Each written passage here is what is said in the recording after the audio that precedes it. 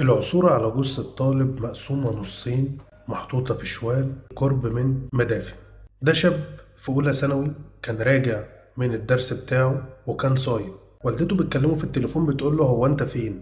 قال لها أنا جاي في الطريق، أنا قريب من التراب وجاي في الطريق. طب يلا يا ابني عشان أنت صايم. المفروض هو يقول لها سلام، لا، كلمة سلام ما اتقالتش والتليفون اتقفل. كلموا أبو الواد بيقولوا له لو عايز ابنك ابعت لنا الفلوس دي 100,000 جنيه تقريبا على أرقام فودافون كاش مختلفة. فالراجل حول له الفلوس، فبيحاول ان هو يوصل لهم، ما وصل لهمش. عدى يومين ثلاثة، الناس لقت الجثة مقسومة نصين، النص اللي تحتاني بس هو اللي موجود واللي فوق مش موجود.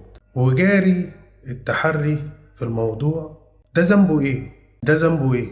ذنبه انه طالب في اولى ثانوي يموت بالطريقة دي، ان ناس مريضة تعمل كده، تجار اعضاء بقى ولا ايا كان هما بيعملوا ايه. ده مرض، اقسم بالله ده مرض.